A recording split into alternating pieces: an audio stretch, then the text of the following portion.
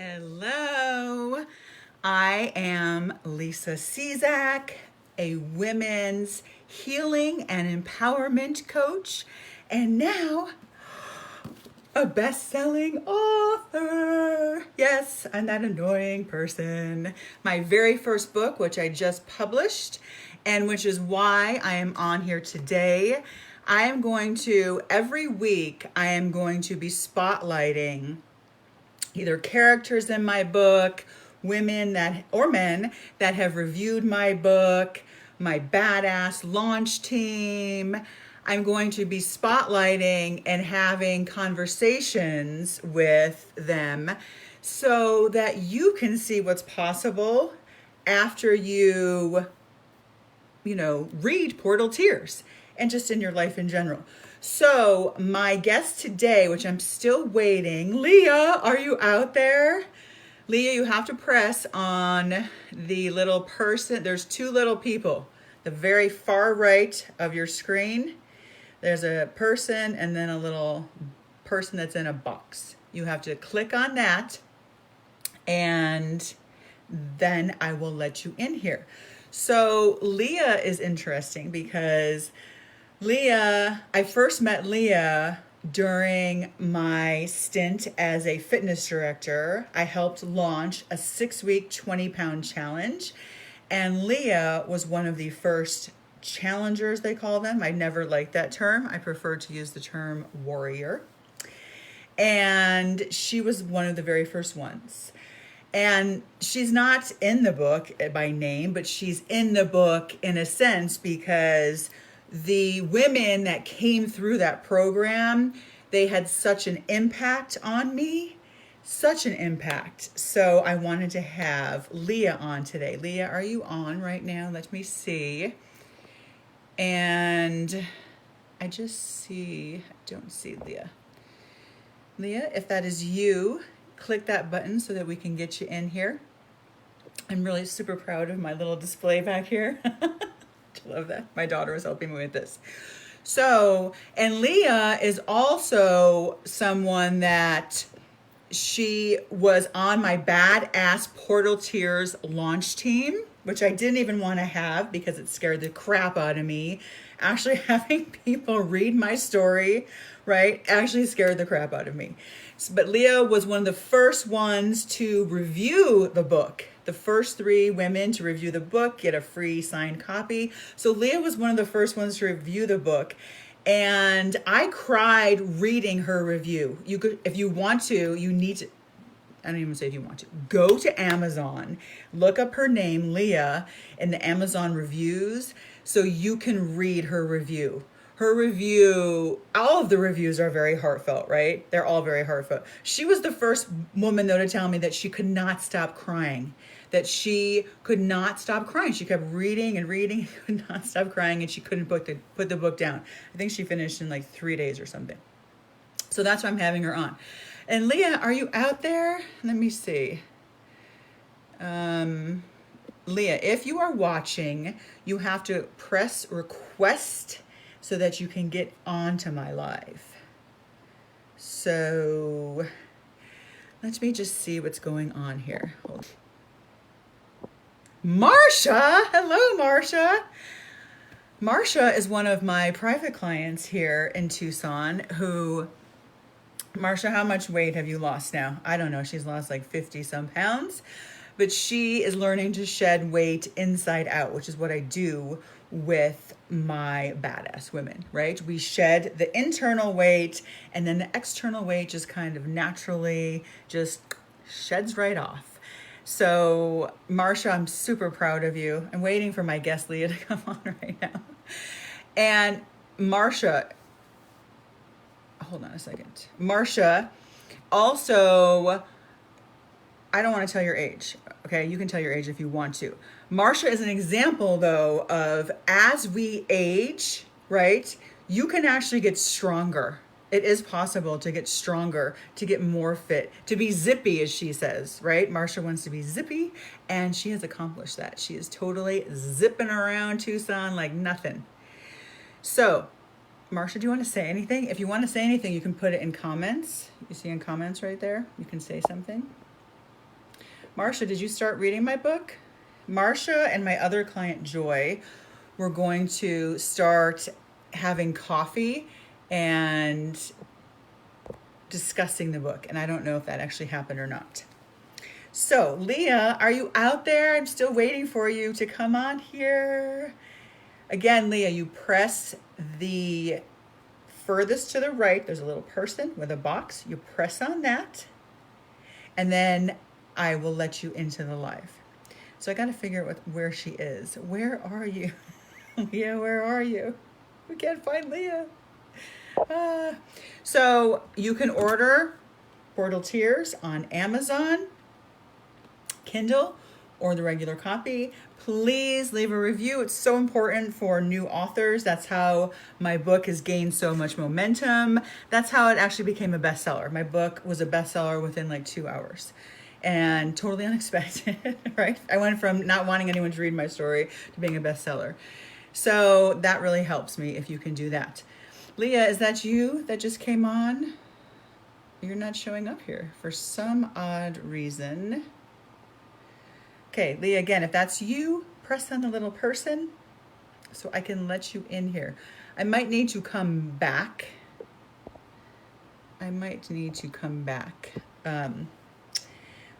So I can find out where Leah actually is. I just spoke with her before this, and I know that she was about to come on.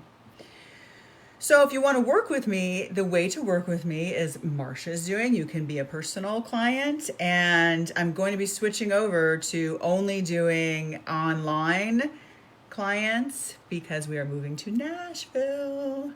And you can also join Babes, which is my 6-month healing and empowerment experience. And we meet twice a week. And that is more like one-on-one coaching. I'm also bringing back Worthy Woman, which is my 7-week experience, where it's like a stepping stone to Babes, right? You do visualizations in there. I give you soul work. You get to meet with me once a week in a group setting. And there's a start date and a finish date on that. That's 7 weeks. So let me see if I can find Leah. Leah, where are you? Where are you? Okay, I'm going to invite. Bear with me, please. Okay, I just invited her in. We'll see what happens. Don't you love technology? By the way, I've never actually brought anyone on camera with me before, so this is like a brand new experience for me also, and it probably is for Leah also. My viewers. Whoops, Eliana, I almost brought you on camera. Okay, here she is. All right, there. Any second now, Leah will be appearing. I feel like David Copperfield. Hello, look at you. Haven't seen you in so long. Oh, it's been a while. Good to see your face. So, did you have trouble getting on? I did. It took me a minute. I thought so. Luckily, I have the gift of gab, in case you don't remember from when you first met me. So I can just just patter along. Yes. So I know, Leah, I'm going to call you out here because I want to use you as an example. Leah was really nervous, right? Like, how did you feel coming in here right now? Oh, my heart, if you could hear my heart right now, it's beating. I can hear it. I can totally hear your heart. And I just want to celebrate you as I don't think I did this back when you knew me, but I'm all about celebrations now, right? And so I want you to celebrate yourself, and I'm celebrating you that you had the courage to come in here, right? You're on camera. You've never done this before. Nope. And now you're going to bare your soul to me. Not really. You can bear whatever you want. But my point is, on the other side of fear, right? That's when you're going to get off of this and you're going to be like, holy shit, I did it. I can't believe I did it. Oh my God, right? So really yes. So I really want you to celebrate that you came in here. I really, really appreciate it. And I see Elise is on here. I can't see everyone. Elise is one of my babes. Elise, I also knew. Elise, I'm going to have Elise come on. Not right now. Not right now, Elise. Everyone's worried. So let's get to it, right? do you want me to call you Rosalia or Leah? Leah. That's what I thought. That's what I was calling you, but I just wanted to make sure. Yes. Okay, so first, and everyone that's watching also, let's just take a deep breath. Let's just like really let that shit out. Let it out, Leah. Yeah. Let it out. Okay, I promise it's not going to be scary. Okay, again, just one more time. You see how you instantly just relax? Like, don't you love that? I love our breath. Our breath is the quickest way to getting us to calm the fuck down. Okay, so you read my book, Portal Tears. But before you did that, right, you joined my Portal Tears Badass Launch Team. So tell me why you're a busy woman, right? You got all this other stuff going on in the world. Why did you join my launch team? That's my first question. Well, it was something that I'd never done before. And I just thought it was awesome that you were going to do this and that you were gonna, be vulnerable and share this with us. And the fact that you asked me, I just felt so honored. And I felt like, you know what, I'm gonna do this. It's just something I've never done before. It wasn't only an opportunity for you, but I saw it an opportunity for me to be supportive of someone else. So, you know. I love that. You're already giving me chills. I absolutely love that because it is vulnerable, right?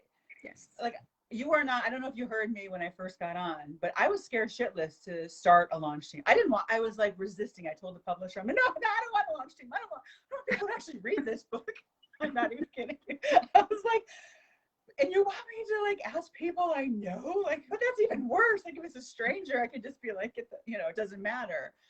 So, and you guys have like come through for me so much. And you especially, you were one of the first ones to read the book, review the book. But even before that, your messages you were sending me, I was blown away. You were saying that you could not stop crying. Yeah. Yeah.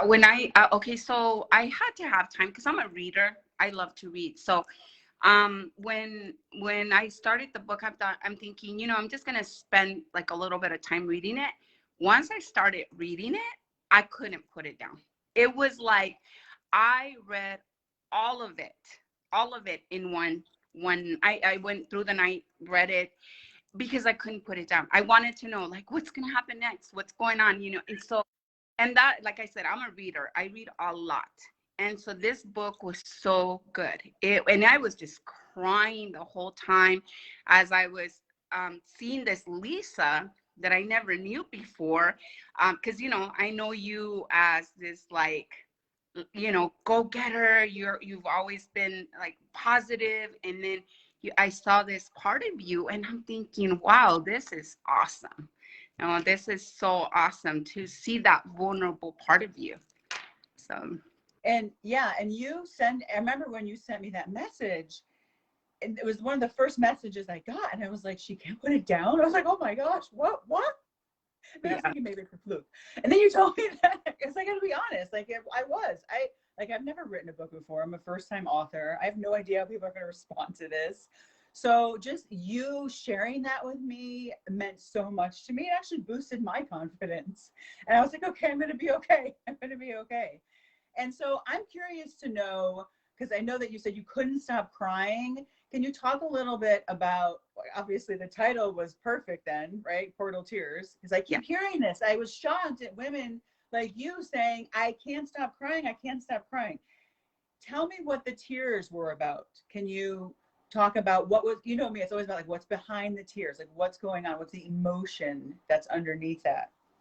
Yeah, well, the book covers a lot of stuff, but the part that I was more that I could relate to the most was that Lisa that was allowing herself to be in that abusive relationship, because that's where I was. And I think of was now differently because of the book, because I think that there's so many times where we feel like, oh, that's in my past.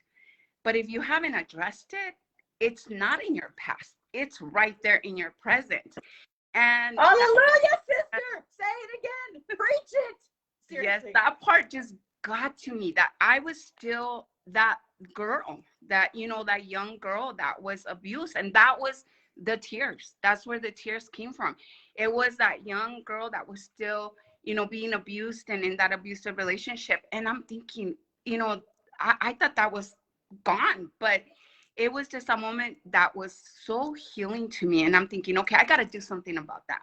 I'm not just going to ignore it. I'm going to work through that and see what it is that is making these tears. Because I cried even after I read the book. Like Right. for You couldn't what after you read the book? You kept crying, you mean I, after you read the book? yeah, I couldn't stop crying even afterwards. And I got my This is journal out and I started writing. And so yeah, it was pretty powerful.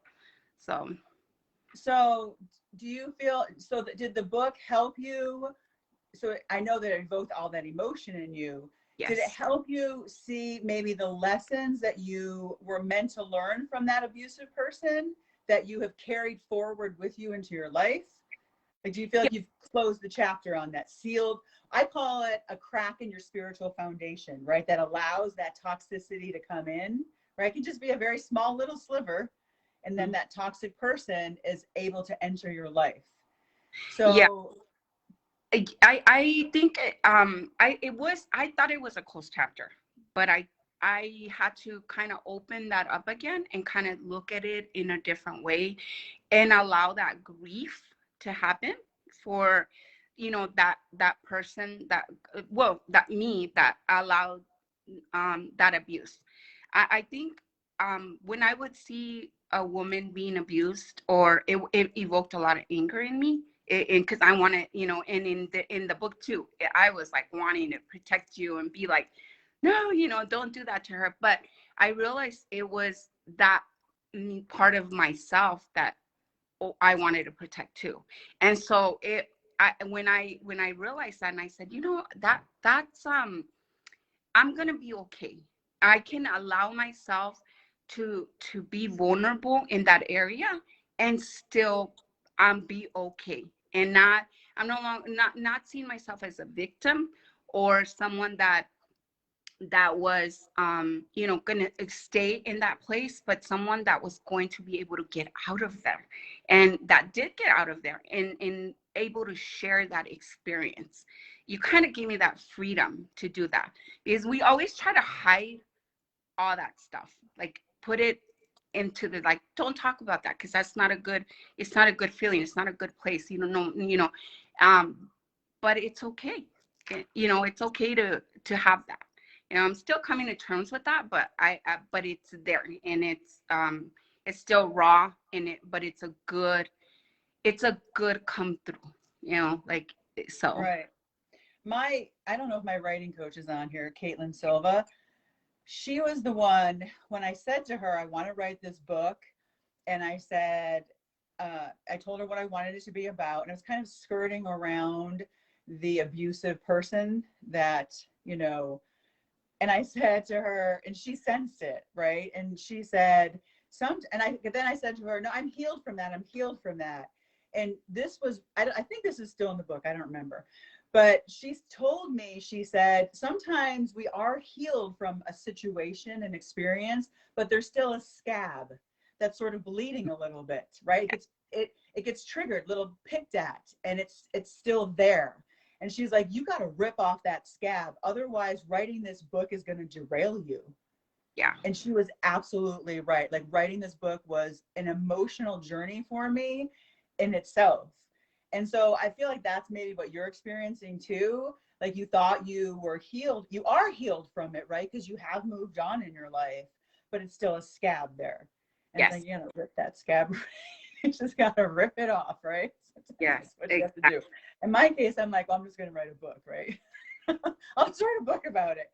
And I hadn't shared with anyone what was really happening, just like you, right? That's what I wanted to ask you. When you were in the abusive situation, did you recognize it as abuse? Because most women do not, I think unless it's overt physical abuse.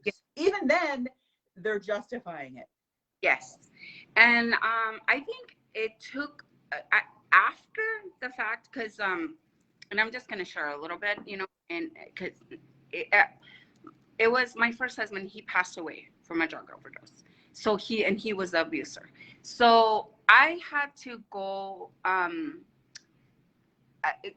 through a lot of counseling and a lot of things before I realized, like, you know what, that was not okay. What he did to me was not okay. So, but it took time. It took a while for that to happen. So, but I wasn't, when I was in it, I don't think I recognized it as abuse. I just thought it was a way of living. It just, this is just the way it is. But afterwards, after I went through the counseling, after I went through whatever, process I needed to go to, that's when I realized, like, oh, not only was I not okay, it was not, it just beyond not okay. So, yeah. Right. And I'm like, I really appreciate you coming on here and being so vulnerable and sharing this. I don't know if you've been open with it before.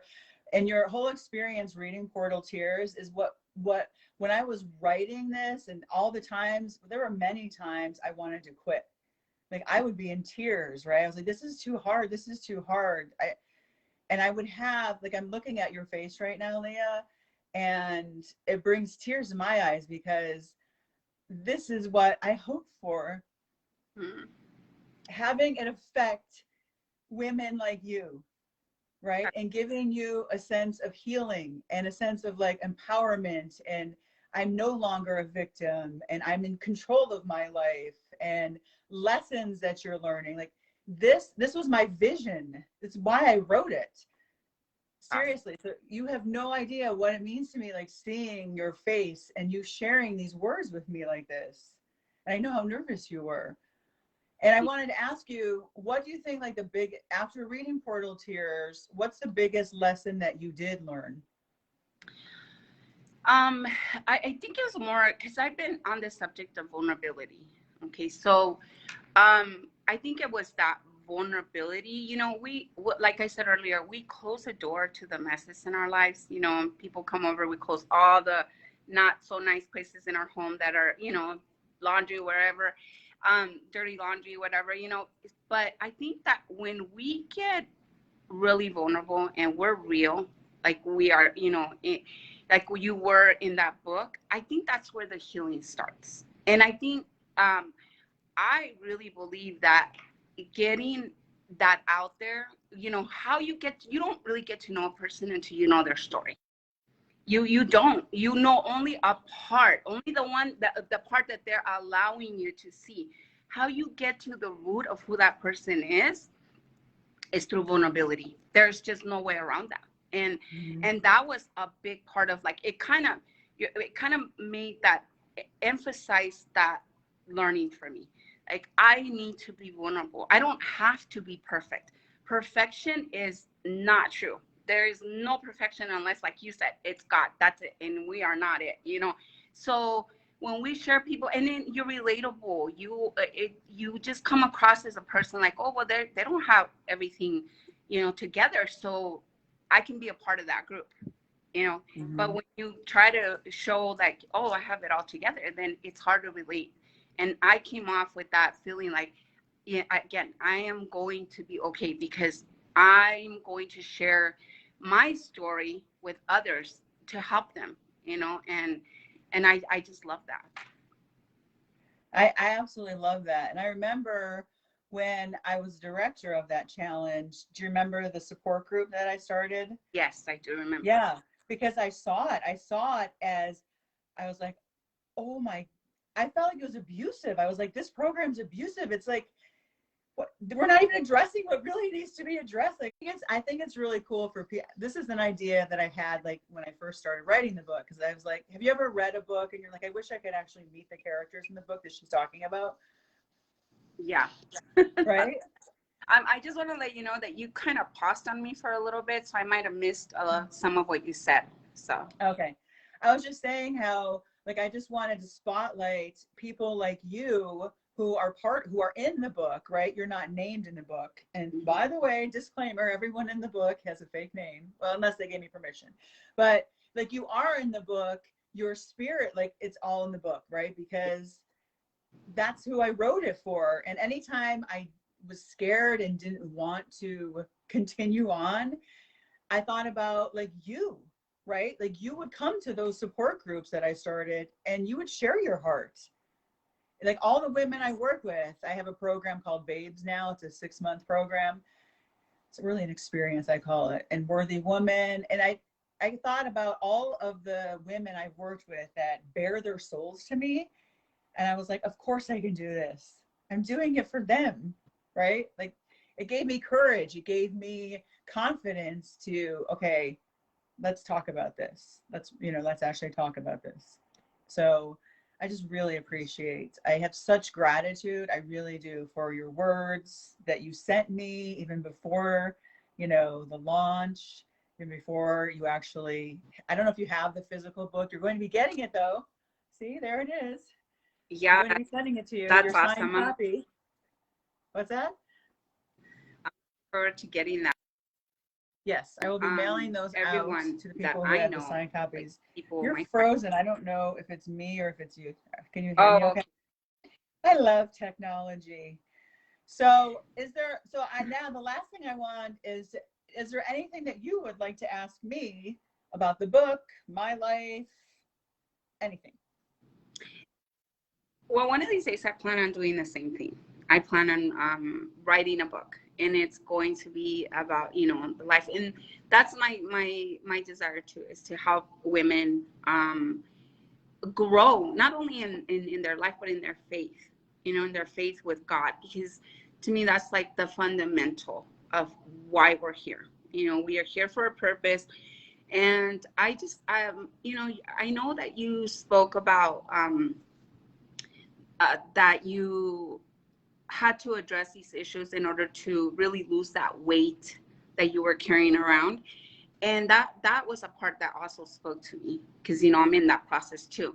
What would you say to a woman right now, like to me, who is trying to get that weight loss and get in that health journey, and let her know, how, what would you say to her on a one-on-one to help her overcome and get to where she's at? If you had like just one time to speak to her, what would you say to her? I would, first and foremost, I talk about in the book, are your non-negotiables. Those are the things that you need to do every day to take care of yourself. In fact, one of my clients this morning, one of my babes, it sounds so basic, but it's so true. Like she said, if she doesn't take a shower in the morning, every morning, her whole day goes to shit. Another one of my babes, if she doesn't meditate every morning, her whole day goes to shit. Another one, if she doesn't get enough sleep, her whole day goes to shit, right? There's usually one thing that if you don't do that one, it's always so simple and obvious too. If you don't do that one thing, you're gonna find yourself eating a bag of Oreos, a bag of gummy bears, a tub of nachos, a pizza, a bottle of wine. Like I find that one thing that when you don't do it, it creates a domino effect and everything just goes downhill from there and you end up in the rabbit hole, I call it. Okay. Yeah, that's good. It's always that one. Maybe it's praying. Maybe it's like, so I'm going to give you an example. I'm talking about one thing, but the non-negotiables are usually, it's like a list, right? And it can change based on your life and your lifestyle and what's going on in your life. So my non-negotiables, my things that I need to do every single day, no matter what, so that I show up optimally in my life, so that I can be there for my badass women, to write the book, right? To be a wife, a mom, is I need sleep. I need to get 8 hours of sleep. And I'm working on that. I've been a little bad about that because with the book, right? But I need to get 8 hours of sleep. I need to have time alone, even if it's only 5 minutes. And I'm not talking about even the shower or anything, just like sitting outside with my coffee. I need that space to like breathe. I need to move my body every day in a way that honors my body, right? I'm no longer about, not like when you knew me, right? I'm no longer about kill yourself, go till you die. That's bullshit, right? You don't need to do that. You honor your body. Because if I didn't get enough sleep, I don't want to use that as an excuse to not work out, right? So maybe I'll do yoga. Maybe I'll go for just a walk, right? Maybe I'll go for a run. I'll just doing something that honors my body every day. And then what else? Oh, being out in nature. Like I need, after living in New York City, I am such a country girl. Like I just need nature. I crave nature. I need to do that every single day. So, and then eating. Eating, for me, it's eating paleo. Back to my roots. That's how I lost 80 pounds, right? If I start eating bread and stuff, like if I find myself, you know, in a restaurant actually eating from the bread basket, I got to check myself and say, what is going on? Okay, what did you not do to take care? Like it means that I didn't do what I needed to do to take care of myself. Maybe I didn't get enough sleep. Maybe I haven't had alone time, and then I'm turning to food to comfort me. So that's an example of my non-negotiables. And so first thing I have all the women I work with do now, because it sets the foundation, right? That's like your standard. And I guarantee you, Leah, next time you're in a state, right? This happened in my babe session today. The one babe, I was in a mood yesterday. And so I said to her, that's always the first question I ask. When I say, have you taken care of yourself? I don't mean a bubble bath or a mani-pedi, right? I mean, taking care of yourself the way you know you need to every day. And that's when a light went off in her head and she goes, I didn't take a shower yesterday. Oh my God, no wonder my day went to hell. And I was eating sugar and all kinds of shit. That's really good. I like that. All right. So, and you mentioned that in the book as well. You know, this is true for all the women I work with, right? I don't work with skinny bitches. I just don't. I love you skinny bitches, but I don't work with them. Like they're not going to be drawn to me, right? But I can tell you right now that your weight and like your eating habits are a barometer of your emotional health. I think that's in the book. It should be in the book if it's not. Does that make sense? Yes. So when you know that when you're eating, you know, just whatever it is, you know, pizza, not that it's bad to eat pizza, but you know what I'm talking about. When you're just binging and eating sugar and shit, and it's like, okay, you probably haven't taken care of yourself. If you find yourself snappy and bitchy and just impatient and feeling resentful, right? I don't know, your husband asks, you know, if you can hand him a glass. Get yourself. I mean, you know those moods. You guys know what I'm talking about. Yeah.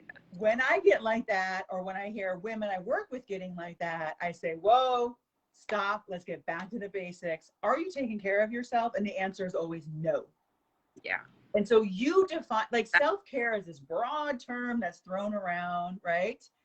It's very specific and individual for each person. And that's what I mean when I say, are you taking care of yourself? Are you I also call those non-negotiables your oxygen masks.